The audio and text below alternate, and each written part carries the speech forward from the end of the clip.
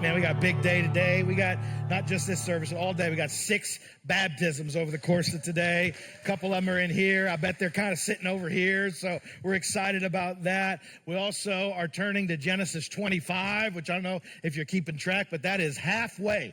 We are halfway through the book. I got a little bit of camp throat going on, so I apologize. Well, we're halfway through the book of Genesis. I might not get there. I promise I will.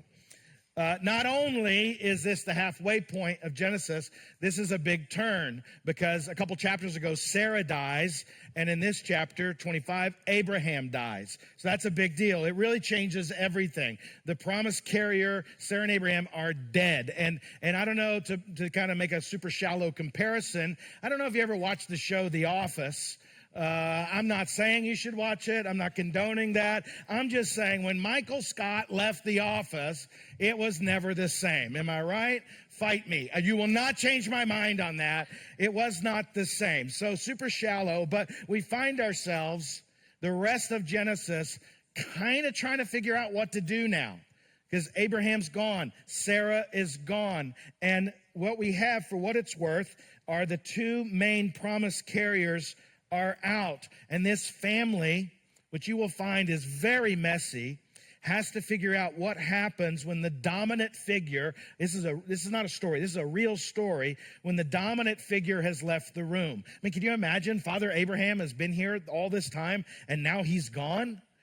And Genesis will make very crystal clear, very quick, that the promise of God does not die with Abraham. It moves on. It moves into a family with conflict and messiness. You say, well, they had a pretty messy life. You've seen nothing yet. I'm telling you, you've seen nothing yet. I made a quick little list of just immediate observations. There is, what you're about to see, even starting today, there is tension in this house. There's favoritism. There's rivalry among twin brothers that starts in the womb, okay?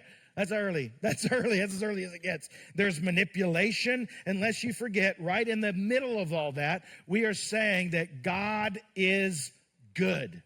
Say it with me. God is good. So I want to add real quick, because here's one of the things that I love about the story of Abraham, is that we do not really get to see Abraham's early years. He was pretty old when we came online with him in Genesis 12.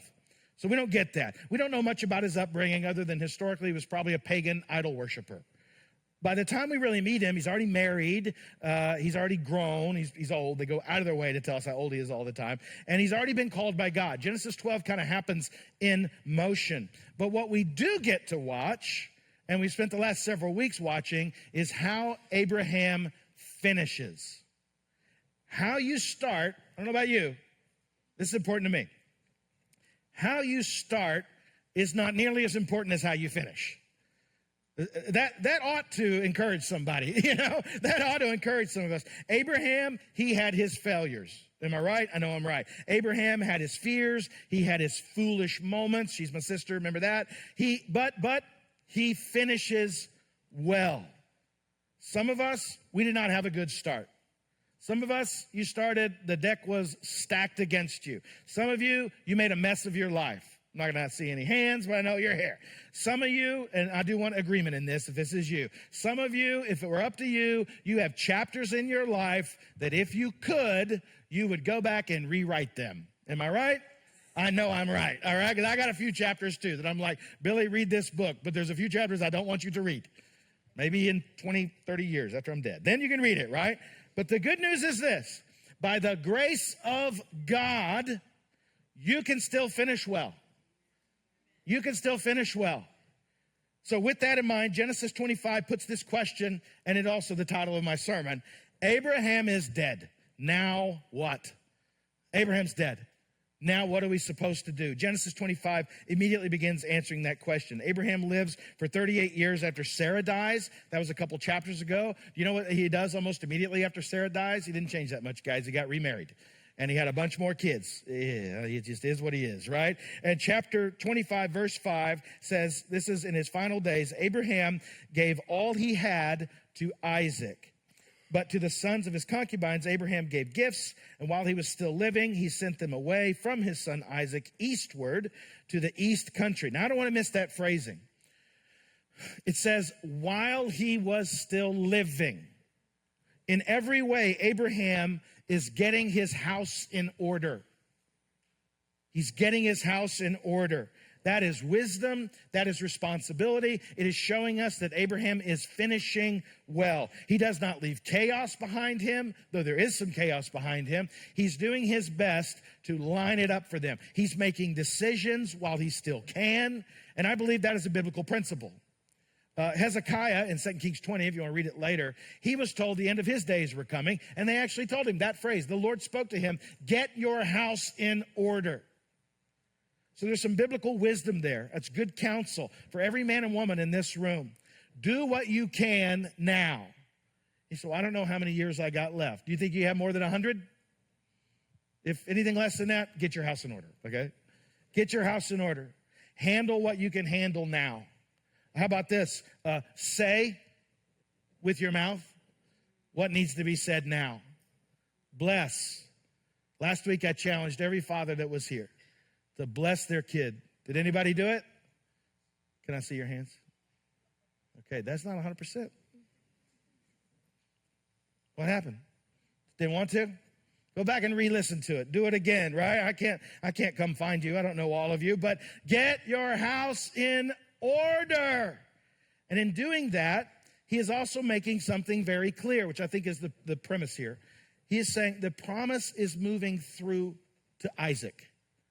This is who we are following. Yes, there are other sons. Yes, there's other genealogies. But Isaac is the one that is carrying the covenant line forward. So the answer to the question, Abraham is dead, now what are we supposed to do, is this. The promise moves forward. The promise moves forward. If you've forgotten what the promise is Jesus. He will come and make it all better, you know. He will squash and kill death and sin. And because of Jesus, we have a relationship with God. That promise moves forward. Verse 7, we see the end of his life. These are the days of the years of Abraham's life. 175 years. Somebody say, that's old. One more time, we get to say it. Ready? Say it. They go out of their way to tell us that. Abraham breathed his last breath and died in a good old age. Like, thanks. We got it. He's old. An old man, full of years, and was gathered to his people. And then we get a pretty sweet little thing here. Isaac and Ishmael, his sons, buried him in the cave of, I have no idea how to say that, in the field of Ephron, the son of Zohar, the Hittite, east of Mamre, the field of Abraham, purchased from the Hittites. There Abraham was buried with Sarah, his wife. This is a major turn in Genesis, a major turn in Genesis. Abraham and Sarah are not just some side characters. They are the covenant promise carriers. Everything about them is important to what we're doing right here today. And sometimes people read Genesis quickly, and I understand that. They read Genesis quickly, and what it can feel like is, oh, this is like event to event to event to event to event. But that isn't really what's going on. Genesis 12, let me just point this out. Genesis 12 was, from this point, even though it's only 12 or 13 chapters ago, it's 100 years ago. So you have been 100 years on this journey with Abraham. And from our perspective, we could say, yeah, that's 100 years of Abraham walking and listening to God. But if you go back and kind of categorize it, you find that much of that century was Abraham waiting. You might be able to characterize your own walk with God like that. Like, man, I feel like God's done some cool things with me, but for the most part, I spend most of my time waiting. And even though I read it quickly, it seems event to event to event. When I slow down, I realize the story of Abraham is not the story of a few dramatic moments. It's the story of a man and woman who trusted God's promise for 100 years. And now he's gone. And Abraham dies. But the promise does not die. Abraham was not the point. God is the point. God is the one who is pushing the story further.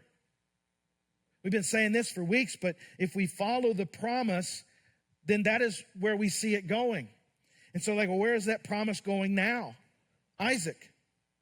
Look at verse 11. It says, after the death of Abraham, they spend no time on mourning him, right? After the death of Abraham, God blessed Isaac, his son, and Isaac settled in Beer Lahai Roi. Well, we've heard of that place before.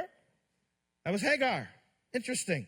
He's settling in a place that is known as the living one, the God who sees me, the God who hears me. Abraham dies, and Isaac steps into the next chapter by echoing some things we've already heard. That God is real, God sees me, God listens to me, God knows me, and I know how to walk my life out in front of his face. It's a pretty big deal. We then get a very quick genealogy of Ishmael. And I mean really quick, like a few names, a few details, and the story moves on. So I think the Bible is being a little careless with history. Not really. It's tracing the seed of Adam to Jesus. In fact, Ishmael will become a major figure beyond this paragraph historically. Some of you know this, but many Arab nations trace their ancestry back to this. Islam holds him in high regard. But also, not our focus. Our focus is the promised one. The Bible is not tracing every family line. That is not its purpose. Its purpose is to show you the redemptive history of Jesus Christ. So Genesis brings us to where we've been looking all along, and it brings us to Isaac. Verse 19 says, these are the generations of Isaac, Abraham's son. Abraham fathered Isaac, and we're just trying to show us. He is keeping the line. He's keeping the line. And Isaac was 40 years old when he took Rebekah, the daughter of Bethuel, the Aramean of Paddan Aram, the sister of Laban, the Aramean. You should be impressed, to be his wife. And Isaac prayed to the Lord for his wife. Why? Because she was barren. Now, we've heard that before. That should be very familiar to us. Don't you think it's amazing that every time God is saying, the promise will come through this, up to now it's like, but they can't have children. It's almost as if, and I'm convinced of this, that the next generation begins, because chapter 25 is somewhat of a reset, the next generation begins with some echoes, but oftentimes what it's echoing is maybe not what you think it's echoing. It's echoing that if this promise is going to move forward, it won't be because of you. It will be because of God. And so the Lord, they prayed. That's a switch. They didn't typically do that, right? They prayed, and the Lord granted his prayer, and Rebekah, his wife, conceived. And you're about to see the conflict begin. The children, in verse 22, struggled together within her. That means in the womb, all right? In the womb, they were struggling. And she says, if it is thus, why is this happening to me? There's conflict in the womb. And I don't mean cute little baby kicks. You know what I'm talking about? Like something's going on to the point where she begins to pray to the Lord. Why is this happening? She knows something is up with that. And so she went to inquire of the Lord, and the Lord said to her, and imagine if you are pregnant and you ask God, why is this baby kicking so much? And this is the answer he gives you. 2 nations are in your womb. Oh, great. Good. And 2 peoples from within you shall be divided. The one shall be stronger than the other. The older shall serve the younger. Well, that's interesting. That is totally flipping culture. Up to now, we've seen God is all over doing that. I don't think he could possibly be more interested in following what the culture tells. And here again, he shows us that again. Not custom, not tradition, God. He is the one who decides who the promise will go through, not birth order. He is the one who will decide. In that world, and oftentimes even in our world, the older son or the older kid would normally get the place of honor. Any oldest kids in here? Anybody? I was the second of 2, so I understand. The Lord told my mom this. No, he didn't. He did. In case my sister's watching. But typically, the oldest son would be the one who got the inheritance. They would get the position. They would get the favor. And God is saying, not this time. And they're even fighting about it. I read one person said, God's word to Rebekah was in effect that Jacob, not Esau, that's their names, you'll know them, would be the one who sets the course for the family and carries the line forward. That is very non-traditional. It also sets the course and is the beginning of a very complicated family story. Verse 24, excuse me, says, when her days to give birth were completed, behold, there were twins in her womb. The first one came out red, all his body, like a hairy cloak, which I just think is hilarious. Don't you think? I think it's because my visual mind sees that as like an Ewok being born. And I'm fine with all of us thinking that, you know. Anyway, his name was Esau. After his brother came out with his hand holding Esau's heel, And so his name was called Jacob. Isaac was 60 years old when she bore him. Now listen, Jacob and Esau, these are names you all know. If right now you're like, oh, that's who we're talking about, welcome. Jacob and Esau. And it says, this isn't just a cute little birth story. Jacob came out holding the heel of his brother. From literally day one, Jacob is exactly who you think he's going to be. It's a picture, right? This is someone who's reaching. This is someone who's grasping. This is a picture of someone who, I want to get ahead. I don't like that you're there. I want what you have. Someone who's also trying to pull another person back. That is who he is. You will see that over the next few weeks. Like I said, in many ways, today's a reset. We got to kind of figure out and meet these two. And the rest of this will make a lot more sense. But what you will see is this person is constantly and totally trying to move ahead of whatever is in front of him. From the moment he enters the world, he is not passive. He's manipulative, but he's not passive. And yet, even here, the promise of God is still moving forward. We jump to their latter years in verse 27. It says, when the boys grew up, Esau was a skillful hunter, man of the field, while Jacob was a quiet man dwelling in tents. This is a great little tidbit. Isaac loved Esau because he ate of his game, but Rebekah loved Jacob. Well, that's good. You see what's going on? A little favoritism, and they knew it. It wasn't like secretly. No, there was no secret, right? I want you guys to know that. And we learn about these guys. We see who they are. They take very different paths in life. The pace at which they live life is different. You've got Esau. What is he? He's the burly, man. He's probably wearing camo, got a bow in his truck, and like he's that guy, right? He is a great outdoorsman. He is everything you think he is. You know he's got a big old beard, right? And then you got Jacob, who apparently is a little more quiet. He likes to cook. He's his mother's favorite. He's the great indoorsman, right? You got the great outdoorsman, the great indoorsman. By the way, one is not right, one is not wrong. It's just saying these two are very, very different. And not just in their appearance. They're different in how they navigate through life. Esau is rugged. Jacob is smooth. And you will find he is a smooth talker all the way to the end of this. Esau is impulsive. You will see that in a moment. And Jacob is calculating. Not saying one is masculine and one is feminine. I think tradition has sometimes done that to us, but I don't see that in there.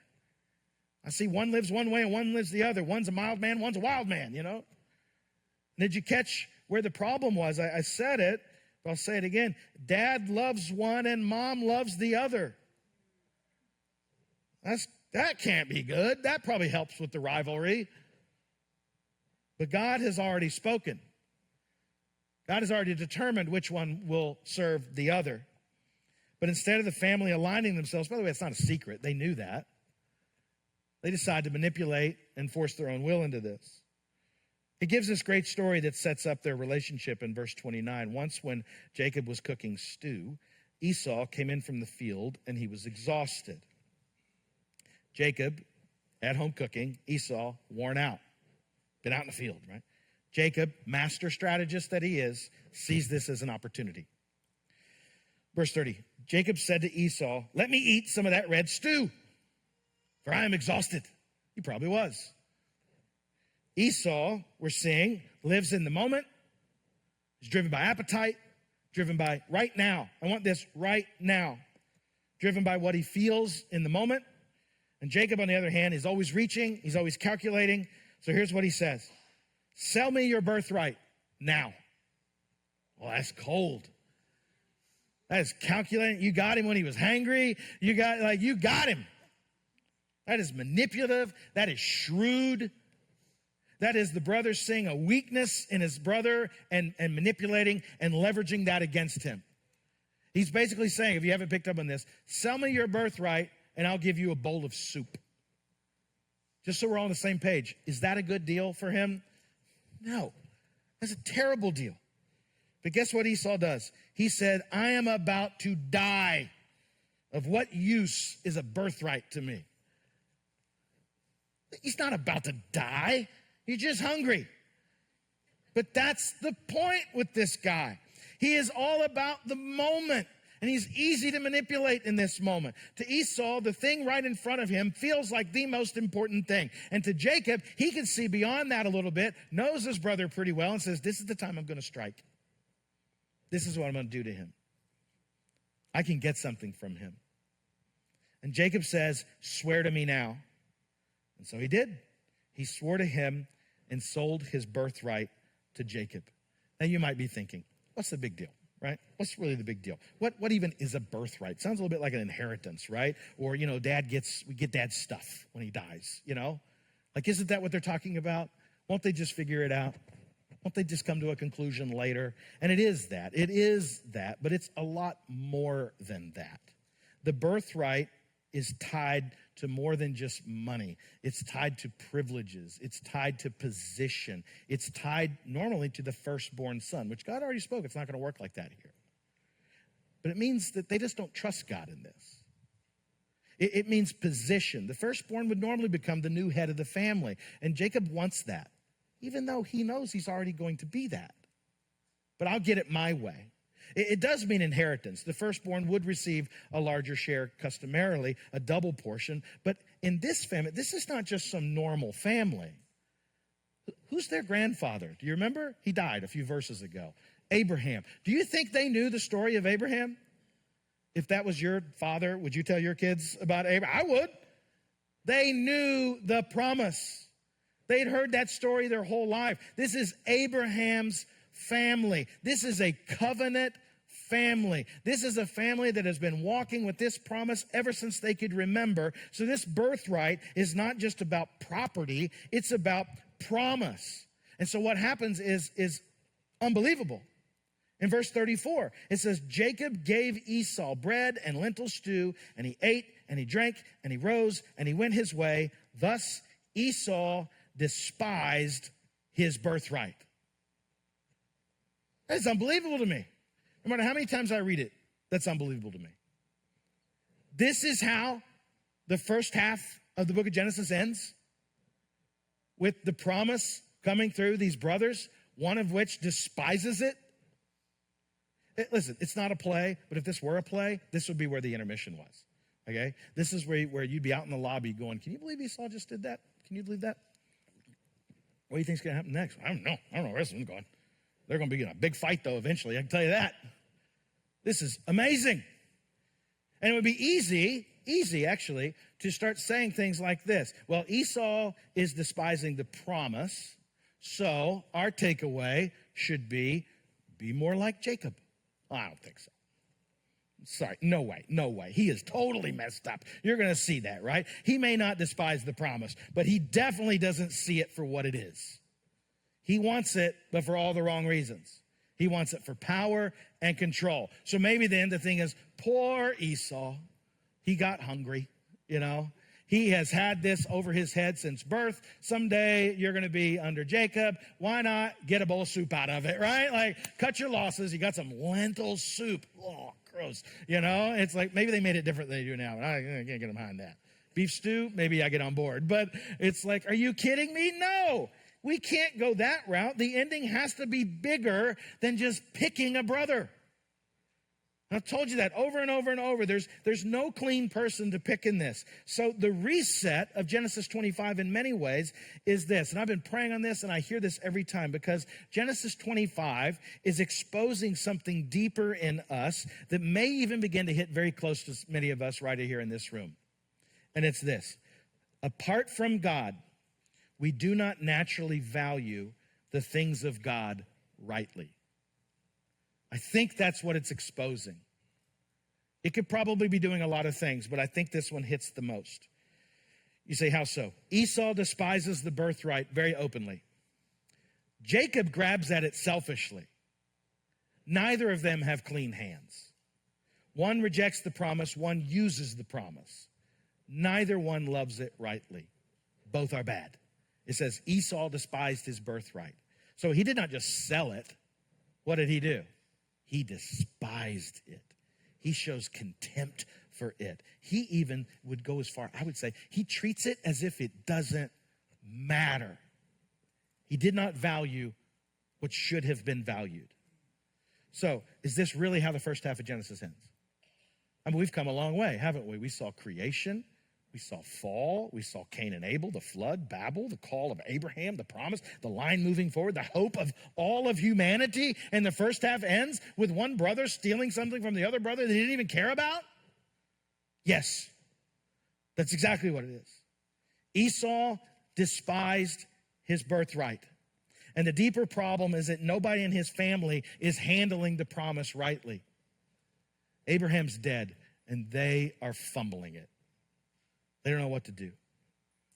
Esau despises, Jacob manipulates, Isaac drifts, Rebekah begins a scheme.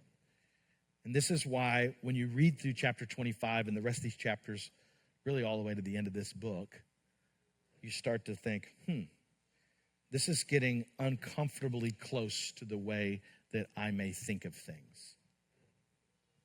See, how so? Two ways to look at this.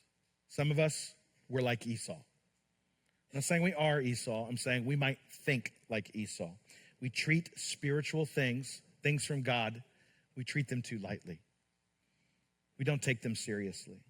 I don't think you would say, if I was talking to you, I don't think you'd say, the truth is I hate God. I don't think you'd say that. That's not what I mean. I think you might say with your life, though, I don't value them. I value other things, and it's important, but I don't value it. And so what happens? Well, I tend to value comfort. I tend to value pleasure. I tend to value money. Maybe relief gets valued. Convenience gets valued. Your own way. We like that one. That gets valued. And every time those things come into play, you choose to give those things more weight than you give the things of God. A preachery way to say this would be this. You trade God things for your things. I think that's Esau thinking. So some of us might be in that camp. Some of you might be more like Jacob. You don't despise spiritual things. You recognize the weight of them. And I really believe you want them, but you want them for all the wrong reasons. You want them because of what they can do for you, and you're trying to get blessing without a surrender. Have you ever done that? By the way, you can be in both of these categories. I want the blessing, but I don't want any sort of surrender, Like I joke with people all the time. They said, have you ever thought about hiking the Appalachian Trail? And you know what my answer always is? I would love to have hiked it. I just don't really want to do it. I would love to be able to tell people, I did that, but not really have to do it. And I think we treat blessing like that from God. I want the blessing, but I don't want to have to surrender or sacrifice anything to get it. I just want it. That's Jacob thinking. And you will see that play out in so many different ways. So where does that leave us? I'll tell you what, it doesn't leave us wanting more rules. It leaves us needing God to change the thing we love. And it always comes back to our heart. We need a heart change. That's why we don't need a hero from Genesis. We don't need to be Jacob. We don't need to be Esau or Abraham or Isaac or Joseph or any of the sons or anybody else. We need Jesus. We 100% need Jesus. And that is exactly where the Bible is headed. The answer to Genesis 25 is not try harder. Be more like Jacob. Be more like Esau. Or be less like them. That isn't it at all. The answer is Jesus. Jesus is who you need. Jesus is the true and better son. Jesus is the one who did not despise the birthright. He took it. Jesus is the true and better son who did not manipulate the promise for selfish gain. Jesus is the true and better son who treasures everything the Father says. He loves it. When Esau traded the future for one meal, Jesus refused. You know that, right? He refused every shortcut. He said, this is the way it's going to happen. When Jacob grabbed and schemed, Jesus did the opposite. He obeyed. Where this whole family is messy, loud, crooked, complicated, Jesus is faithful to them. It's amazing. So the hope is that God's promise will keep moving forward anyway, and it does. But that hope is only found in Jesus Christ. So while our worship team comes up, I'm going to ask us a few things to pray for. In fact, I'm going to ask you to go ahead and bow your head.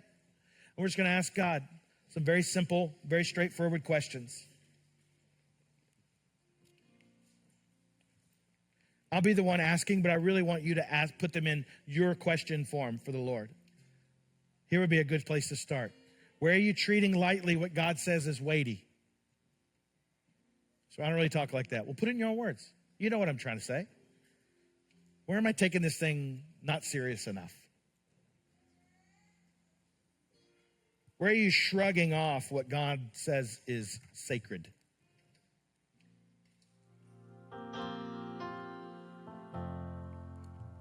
God hit me with this one the other day. Where are you reaching for holy things with unholy hands? Where are you trying to get blessing without any sort of sacrifice?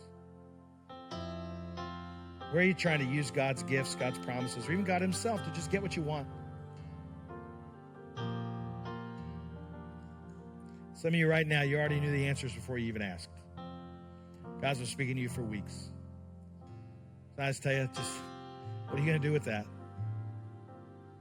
Just going to white knuckle it for the next 10 minutes? All you got to do is get out of the room. Okay, well, maybe. But don't rename it. Don't explain it away. Why don't we do what Jesus taught us to do and repent? Repent for not taking it seriously, for not putting enough weight on the godly things in your life. Turn from despising, turn from manipulating, turn from treating the things of God like they just exist for your convenience. Turn to him and him alone.